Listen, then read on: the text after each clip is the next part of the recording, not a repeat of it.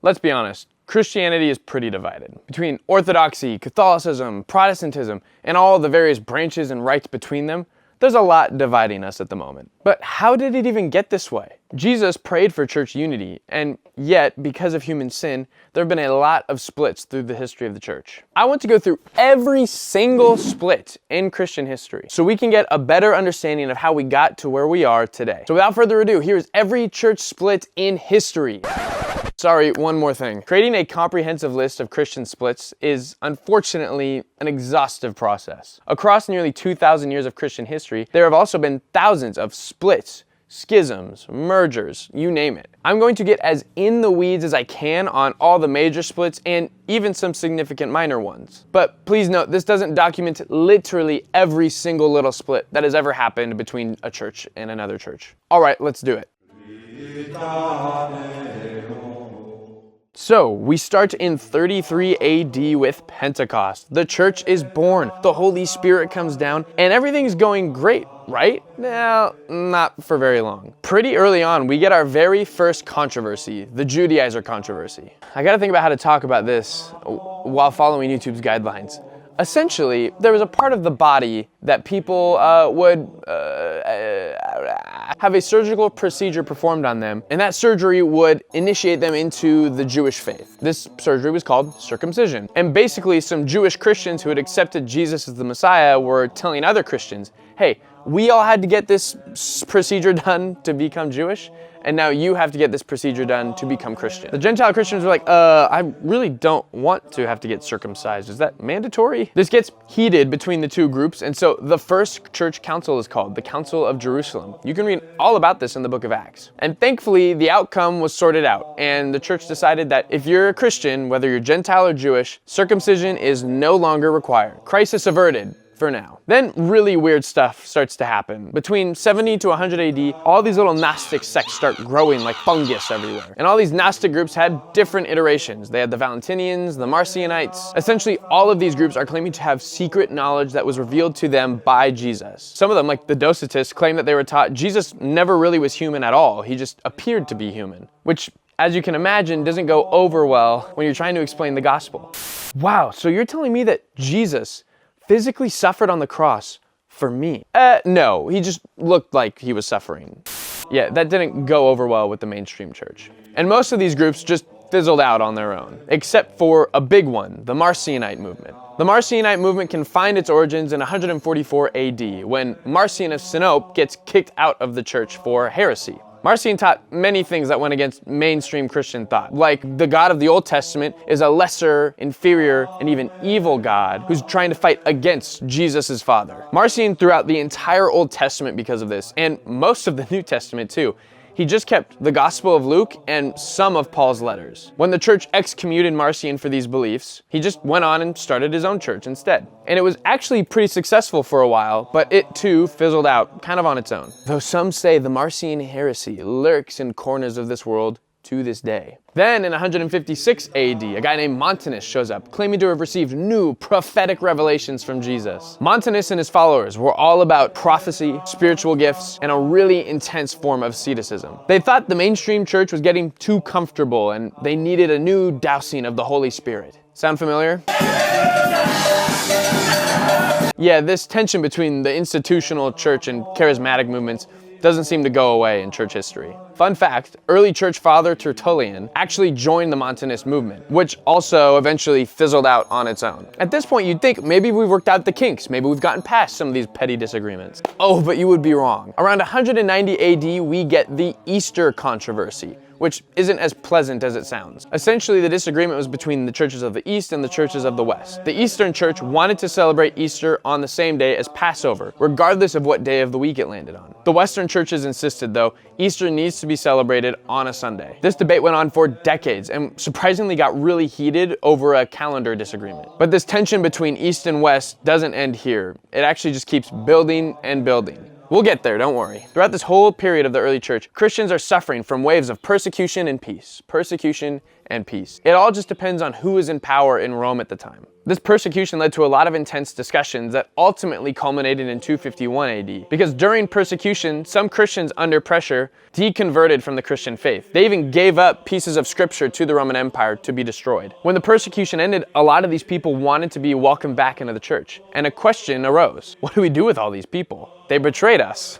A very rigorous priest named Novatian said they shouldn't be readmitted into the church at all. But the rest of the church agreed that with proper penance, these Christians should be welcomed back into the church. After all, that's what Christianity is all about: the forgiveness of sinners. Novatian got upset about this and started his own church, and it too fizzled out into nothing eventually. A similar controversy erupted in North Africa in 311 AD. It was called the Donatist Schism. The church was dealing with the same problems as Novatianism, except with clergy, because even bishops and priests of the church gave up their faith to avoid persecution and handed over scriptures to the Roman Empire. When the church readmitted these clergy back to their positions, the Donatist group suggested that the sacraments performed by these clergy were invalid. Meaning, if you were a Christian and you were recently baptized by a priest who, maybe 10 or 20 years prior, had given up his faith to avoid persecution, even if that priest was forgiven and readmitted and was truly sorrowful for his sin, according to a Donatist, your baptism was invalid and you weren't really a Christian. Basically, it kind of boils down to, if your priest isn't perfect, they're not a real priest. And this created a parallel church structure that actually lasted for centuries. But as with all these early church split-offs, it died out. And the mainstream church agreed that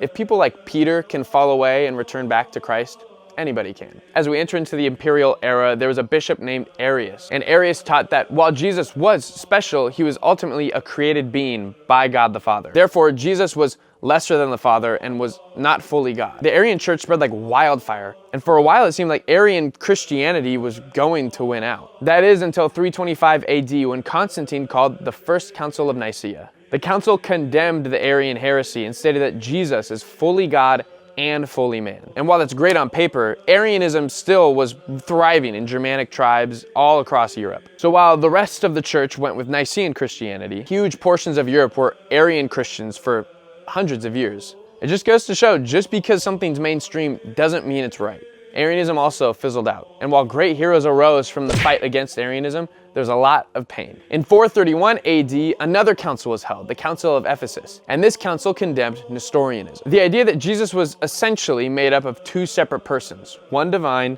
and one human. This all arose from a discussion around who Mary was. Was she the mother of God, the Theotokos, or the mother of Christ, the Christotokos, or whatever the heck? This debate was sparked by a guy named Nestorius who felt uncomfortable with the idea of calling Mary the mother of God. And while modern ecumenical dialogue has come to reveal that Nestorius probably wasn't a heretic, the church found it necessary to call Mary the Theotokos because of what it means about Jesus. If Jesus truly is God, then that means for a time, God was in the womb of the Virgin Mary. That doesn't mean Mary is the source of the divine being that created the entire universe. But Nestorius and his followers were too uncomfortable with the term Theotokos, and so a split occurred. And this is the first church split that still exists to this day. And the Nestorius movement has become the Church of the East, or the Assyrian Church. Ecumenical dialogue is happening between the Church of the East and the rest of Christianity, but at the moment, there is still a pretty noticeable, distinct divide between the two groups. Only 20 years later, though, an even bigger split happens, which still exists to this day. In 451 AD, we have the Council of Chalcedon. This council declares that Jesus has two natures, fully human and fully divine, united in one person. A bunch of churches at this council rejected this, particularly the churches in Egypt, Syria, Armenia, and Ethiopia. These churches still exist today, and they make up the group called the Oriental Orthodox Church. This group includes Coptic Orthodoxy, Syriac Orthodoxy, Ethiopian Orthodoxy, and the Armenian Apostolic Church. These churches still exist today and have millions of members, but they've been separated from the Church of Rome and Constantinople for over 1,500 years. Ecumenical dialogue is also happening with these groups, and a lot of the disagreements we have over Christology seems to be semantics. Not that we can just brush past it that easily, but we are more orthodox collectively than we realize, and yet a split still exists. Later, in the 700s and 800s, the Byzantine Empire struggles with iconoclastic controversies. Basically, what is the place of religious images in the church? The iconoclasts thought that images were evil, idolatrous, and that we shouldn't have them in our churches.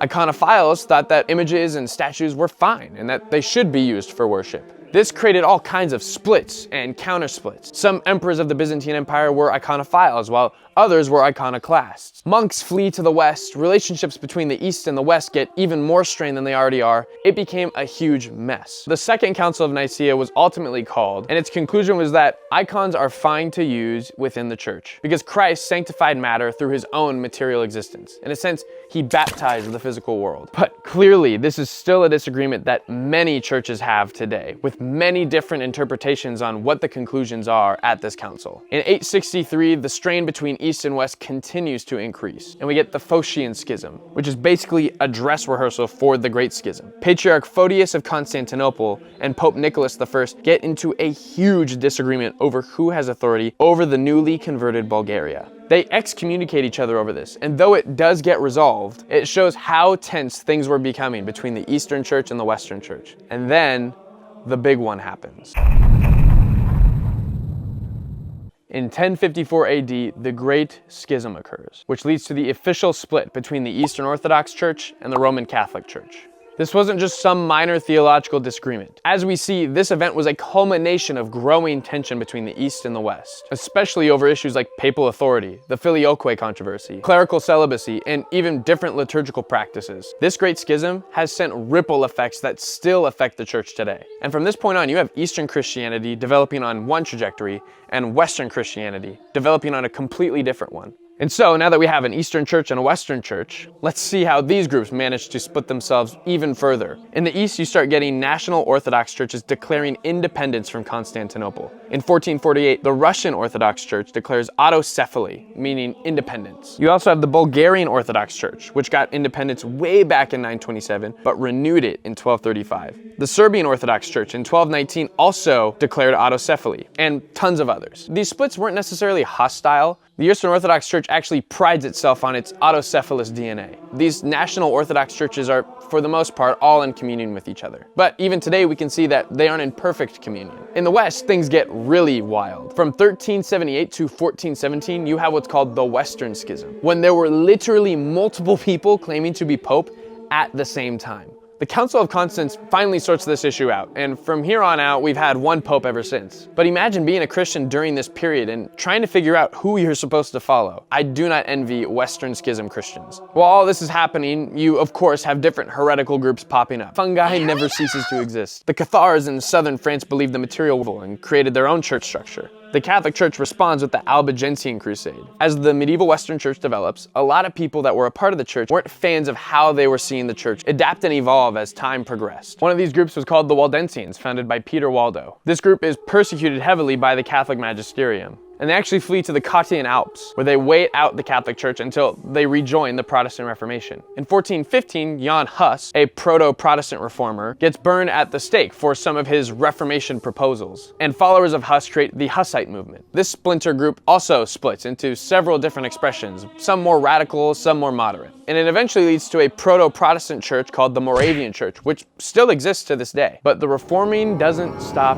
here. But to learn more about Martin Luther, John Calvin, and all the Protestant denominations that exist today, you're gonna have to wait for part 2. In closing, I'd like to acknowledge we may have different opinions on some of these splits, especially the ones where the churches still exist to this day. And I'm okay with you having your own opinions on the conclusions of these different splits, but what I need us all to acknowledge is that the splits that exist are bad. And I think we should all be striving for visible church unity. What that looks like, I can't really even begin to describe. What I do know is ignoring the differences between us isn't going to help. I'm Joey Ellis. We'll see you in part 2.